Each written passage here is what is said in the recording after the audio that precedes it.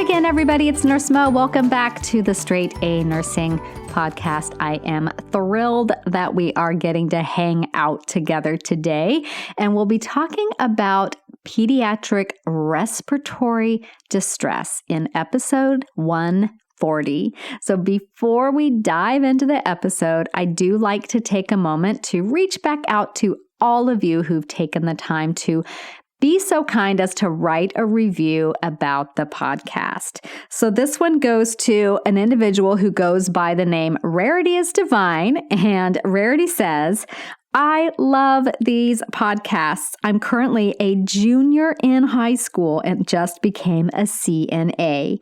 These podcasts have been very comforting and have helped me feel prepared for what to expect in nursing school. The study guides online have also been extremely helpful in some of the prerequisite classes I'm taking. Thank you for all your hard work and giving me a head start. Oh my gosh, talk about a head start. Sounds like you gave yourself a head start. You're a junior in high school. You're already taking prerequisites and working as a CNA. You might just be a superhuman. I'm so proud of you. You seem like you're really dedicated and excited about this career, and you're going to make an amazing nurse. So thank you so much for reaching out and taking the time to let me know how the podcast is helping you.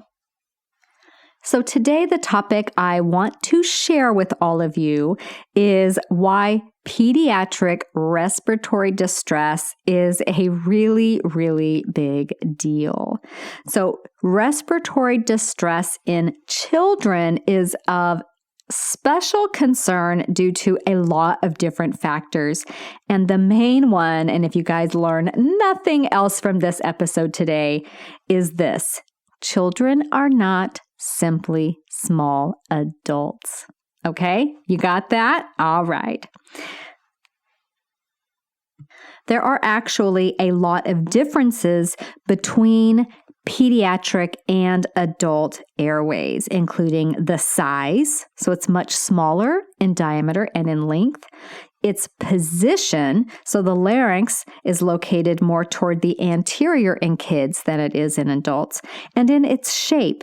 The airway itself narrows at the cricoid ring, whereas in adults, it's more narrow at the vocal cords. So the other big difference is the size of the tongue in pediatrics, which is relatively larger in the oropharynx than it is in an adult, making occlusion more likely and intubation more difficult. So since you're probably not going to be intubating children, I want you to think mainly about the two things that would be affecting your nursing interventions and assessments and, the things that you can actually do and watch out for. It's going to be the fact that that airway is much smaller in size and that the tongue itself can be an occluding element. So again, that airway, short and narrow. So think about it this way. A newborn has an average internal tracheal diameter of 2.5 millimeters. Okay, so I want you to picture, unless you're driving or walking near, a cliff, close your eyes for a second and picture what 2.5 millimeters actually is in measurement. There is not much room here for edema or obstruction of any magnitude at all. Even a very small obstruction will greatly increase airflow resistance. And by obstruction, I mean it could be a foreign object or it could be obstruction caused by edema. And this greatly increases airflow resistance, putting the patient at risk for severe respiratory distress. Now, as the child gets older, that tracheal diameter does increase. By age 1, it's closer to about 4.5 millimeters, still very, very small. By age 6, it's closer to 6 millimeters. That one's easy to remember. And by about 14 or so, it's approaching adult sizes of about 8 millimeters diameter on the low end. So in addition to that smaller, that narrow, shorter airway, pediatric patients also have some physiological differences that are going to make them more prone to respiratory distress and respiratory failure. So for starters, infants have significantly higher oxygen consumption than adults do. One study even showed an infant's demands being closer to 6 mils per kilogram per minute versus 3 mils per kilogram per minute in an adult. So that's vastly different, right? Further, infants have lower functional residual capacity. So that's the amount of air that's left in the lungs after exhalation. They have lower functional residual capacity. So even very brief periods of apnea or periods without oxygen can cause desaturation to occur quickly. Also, from my observation of pediatric patients at the bedside, they do tend to decompensate quickly. What happens with kids is they truck right along, they compensate, their little bodies just chug right along. They do okay until bam, they go off the cliff and they're not okay. So when kids crump, they crump hard and they crump fast. So any pediatric respiratory distress should be viewed as an extremely urgent situation, requires very, very close monitoring and very fast expert intervention. So I'm not saying this to scare you guys. I don't want to scare you away from becoming a peds nurse or a NICU nurse if that's your dream, but I just want you to know if you're working with kids, your index of suspicion that something is wrong or could go vastly wrong needs to be, like, the dial on that needs to be cranked up to 10, okay? Now let's talk a little bit about some common causes of respiratory distress in children. So there are a lot of different causes of respiratory distress in kids, ranging from acute conditions like upper airway obstruction. Kids love putting things in their mouths, to chronic conditions such as cystic fibrosis, sickle cell disease.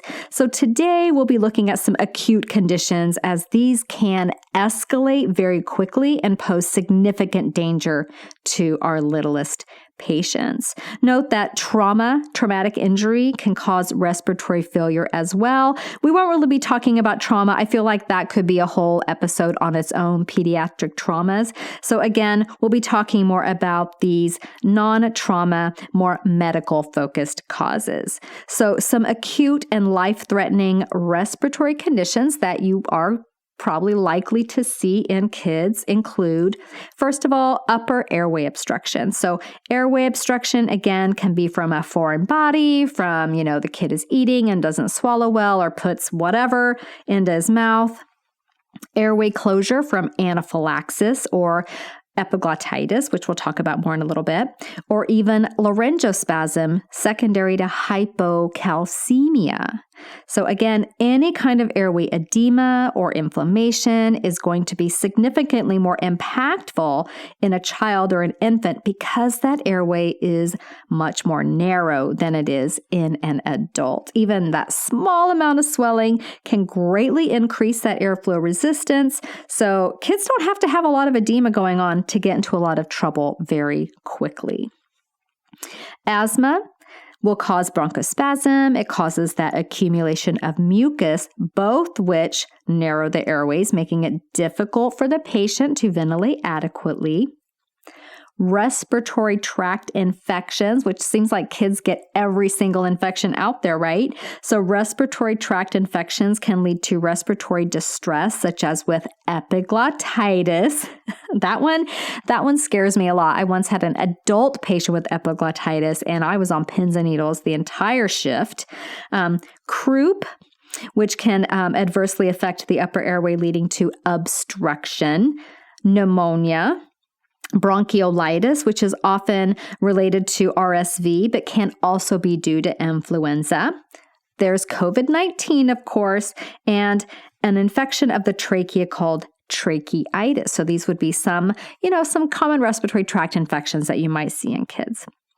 Other times, the cause of the respiratory compromise is related to a cardiovascular condition, such as those kids with congenital heart disease. Pediatric patients who have a right to left shunt have decreased amounts of oxygen entering systemic circulation. And when you have decreased amounts of oxygen entering systemic circulation, this leads to hypoxia.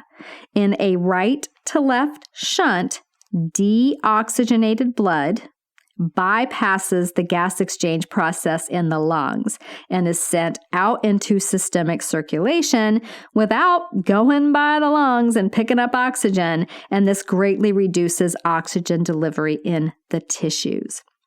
Congenital conditions which result in a right to left shunt include tetralogy of Fallot, transposition of the great arteries, pulmonary atresia, and Eisenmenger syndrome.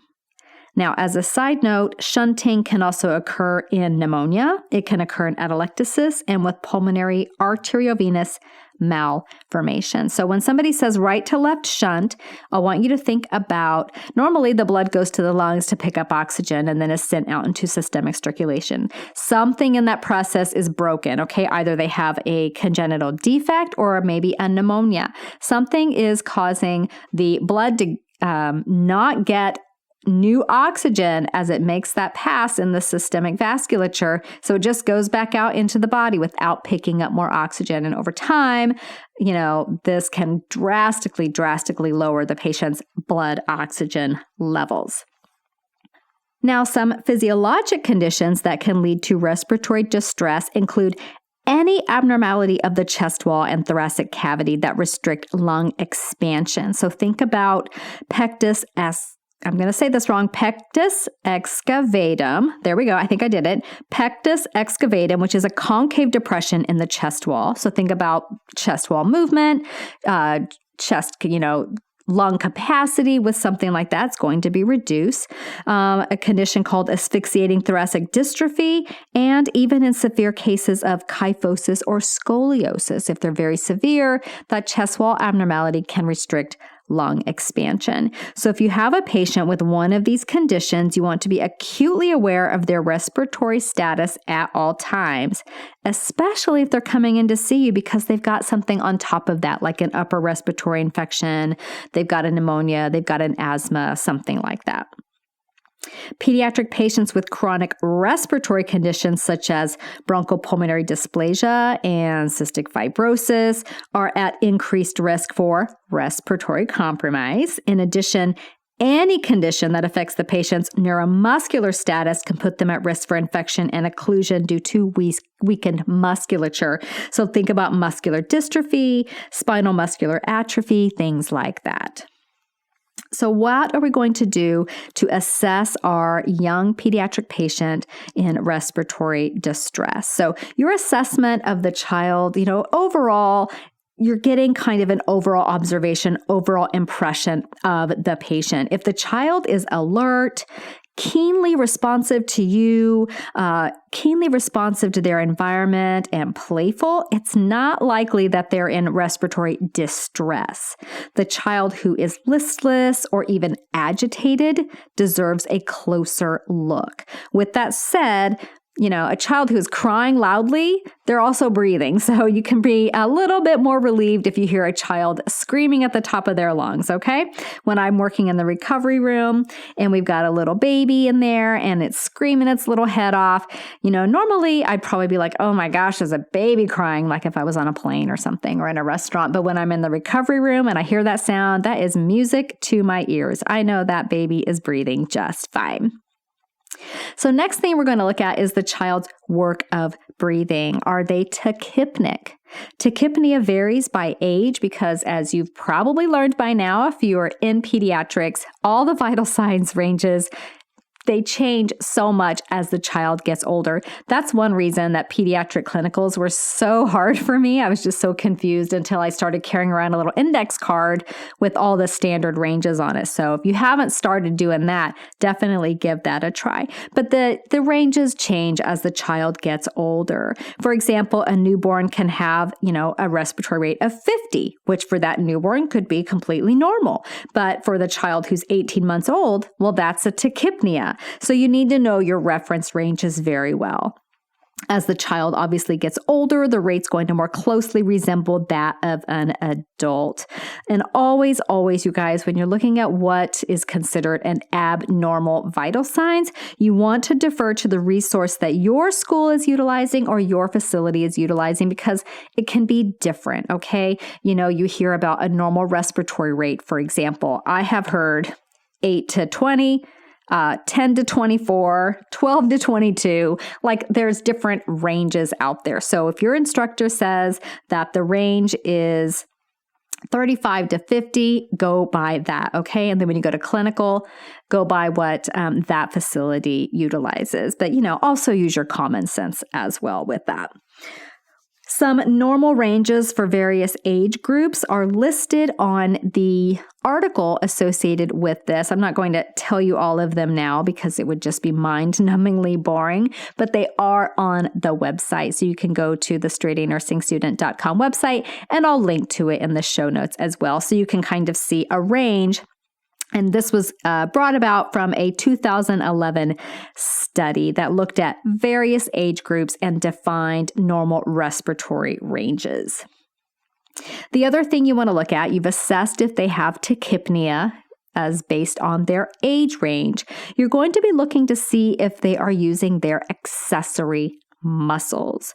Retractions, which are present when accessory muscles are helping the patient to breathe, are a definitive sign of respiratory distress. So you got to move the clothing out of the way, you guys. You've got to get your eyeballs on the patient's chest, on their neck, and on their abdomen. You're looking for the skin to visibly have a lot of movement with the breath. So like at the neck, you'll see the skin pull inward as those muscles work to try to help the patient breathe. You may see it at the sternum, the ribs, etc. So you're watching for accessory muscle use. Other signs to be keenly aware of would be nasal flaring. So look at their little noses and see if they're flaring with breath. Grunting is an ominous sign severe respiratory distress is present. Head bobbing as well. These are signs the child is having significant difficulty. Many times, the child will assume what is called a position of comfort or a tripod position.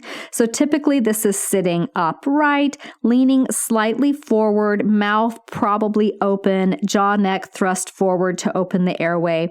Often, the child will prefer to be on their parent's lap if that is available to them. If the child is also drooling, be very aware that this child could have a partial airway obstruction. Okay, so if the saliva is just like running out of their mouth, I want you to think airway obstruction. Okay, so if you've got your child sitting on the lap, and I think I talk about this in a little bit, don't try to move the child off the parent's lap unless you absolutely have to. That's going to agitate them. Position of comfort also means if they're happier on mom's lap and calmer, fine, or on dad's lap or whatever, leave them there. A child in respiratory failure will most likely have a decreased level of consciousness, be somnolent or listless. More significant work of breathing and grunting may be present when they're actually in respiratory failure. So when you listen to the lungs of a child, you could hear diminished airflow. And the child could even start out tachypnic, but then become bradypneic, okay, too slow of breathing. And that occurs as the child gets tired and heads toward complete respiratory failure. Additionally, skin signs as the child's heading into that respiratory failure zone will show poor color, such as pallor or even cyanosis at the nail beds or around the mouth. This would be extremely concerning if you saw that. These are very ominous signs requiring immediate intervention. Additionally, as that respiratory failure continues, it leads to cardiac failure. Bradycardia in a pediatric patient, especially one having respiratory difficulty, is a very, very, very concerning sign of potential imminent cardiac arrest. Okay? Most cardiac arrests in children are precipitated by respiratory distress, respiratory failure. So, getting on that respiratory issue as soon as you can is going to help prevent cardiac arrest in children. Okay, so when you listen to the child's lungs who is in respiratory distress, you could hear all kinds of abnormal things, right? You could have wheezing, which is a sign that airflow is going through some collapsed, disrupted airways. So wheezing happens a lot in things like asthma. Crackles or rales, which are associated with fluid accumulating in the alveoli. You could hear stridor, which is that high-pitched noise due to turbulent airflow through a narrow upper airway. Stridor is very concerning. You want to hop on that right away. And then diminished breath sounds, especially in cases of obstruction due to either a foreign body or severe airway narrowing. So let's talk about the patient with asthma for a hot minute. Let's say they're wheezing when you listen to their breath sounds and then they're not. If you haven't done any intervention to improve the asthma, there's a very good chance that it didn't just get better on its own. It actually got so much worse that there's no airflow. So if the wheezing is gone, it's probably because those airways are now too narrow and you actually have really diminished airflow. So just because the wheezing improves goes away doesn't always mean that the problem has gone away. It could be that the problem has actually gotten worse. So let's talk about some nursing interventions for little guys and gals in pediatric respiratory distress. So the best chance the child has for when they have this condition is early intervention. And we're going to typically start with the least invasive intervention first. That's a general kind of nursing thing that we do. So looking at airway obstruction, if that airway is obstructed by a foreign body, clearing the airway is a great way to relieve that, right? And you guys all learned how to do that using your BLS guidelines. Based on if it's an infant, it's the back blows and the chest thrusts, while in children over, I think it's 12 months of age, it's those abdominal thrusts or the Heimlich maneuver, depending on how old they are. If it's safe and it's indicated for this patient, suctioning the oral pharynx can remove secretions, can remove blood, vomitus, mucus, things that could be occluding that airway.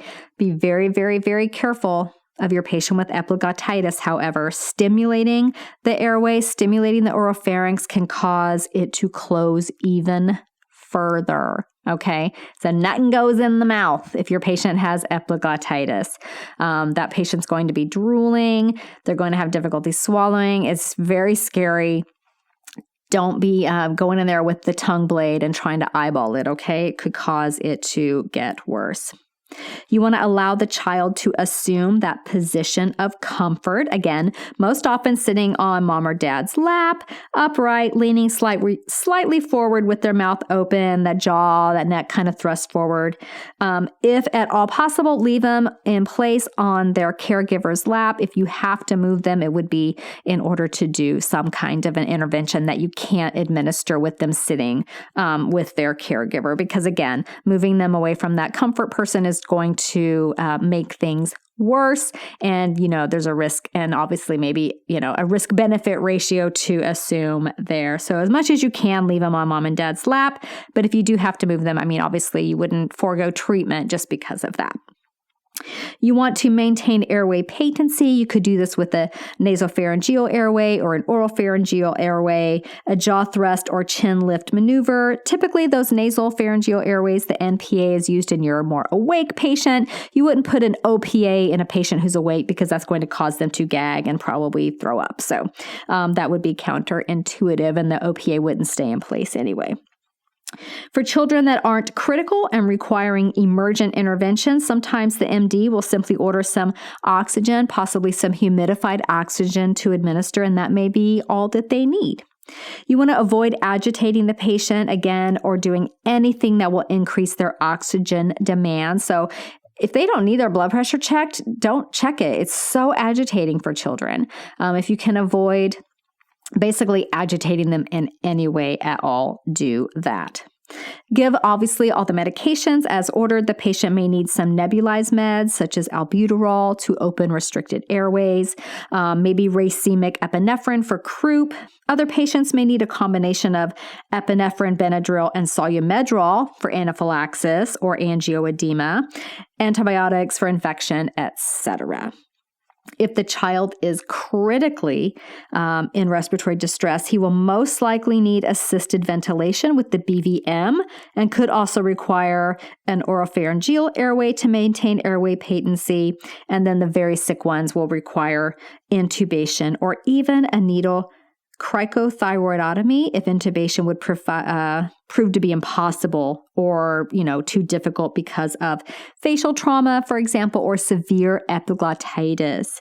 Keep in mind that intubating a child is a very difficult procedure, so it must be done with great care and with the most experienced individual available. Okay?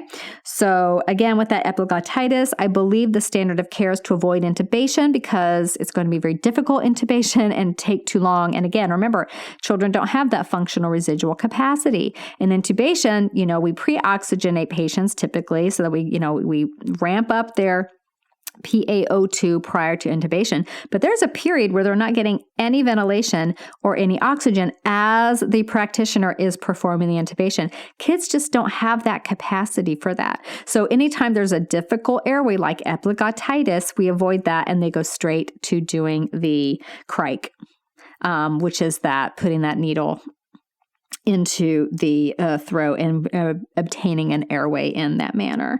So the one time I took care of a patient with epiglottitis, it was not a child. Again, it was an adult, but we had a cric tray, at the bedside just in case we needed it. Thank goodness they did not. Okay, you guys. So I've got a lot of resources on the website about respiratory disorders in general. So I will link to a few of those in the show notes. But how about we do a couple pod quiz questions? Because I know you all love those. And I'm in the process of developing a premium podcast that is basically all going to be pod quizzes. So it's just all pod quizzes all the time. And it'll include some reference sheets and some bonus downloads and things like that. So I hope to have that operational within the next month or so you can be on the lookout for that. But in the meantime, let's throw a few pod quiz questions in here. What is the main reason that pediatric airways are different from adults? It's going to be that smaller diameter of the airway. Excellent. Who has higher oxygen consumption, an infant or an adult? Very good. That was the infant. Excellent. Do infants have higher or lower functional residual capacity than adults? That is lower. They have lower functional residual capacity. And so what does this mean?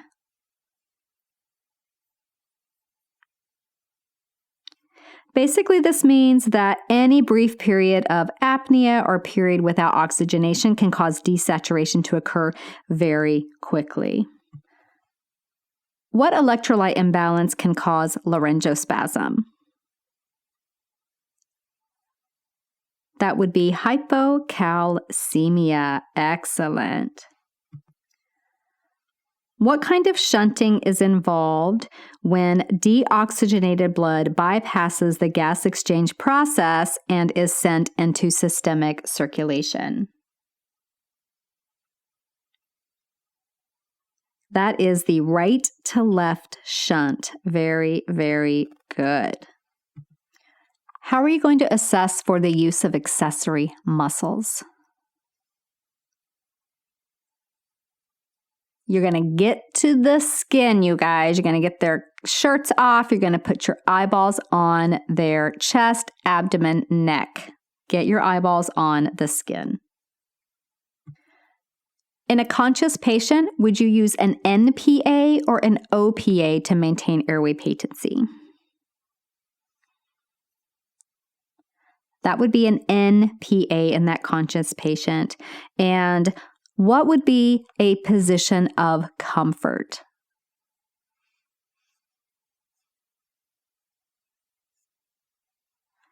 Exactly. You guys are so good. So a position of comfort is often, sitting up, leaning slightly forward, may have their mouth open to get in more air, may have their jaw and neck thrust forward slightly, sitting, did I say upright position? I hope I did. And that is often sitting with their caregiver or on their caregiver's lap, especially if they're really young. And let's say you have a child sitting in that position and they're also drooling. What are you highly suspicious is going on? You would be very worried that this child has epiglottitis or some kind of upper airway obstruction. Maybe it's a foreign body or severe swelling, like as with an anaphylaxis or something like that. Okay, you guys did amazing on your pod quiz, and I can't wait to see you back here next week, when we'll be diving into 6 things you might be worrying about for clinical, but we're going to clear all those worries away after we talk next week. So if you haven't yet subscribed to this podcast, if you do that, you'll automatically get next week's episode. I will see you then. And if you're following me on Instagram, I will see you even before then. So go check it out, Straight A Nurse, and that is on Instagram. I hope to see you there. Bye for now. This podcast is brought to you by Straight A Nursing.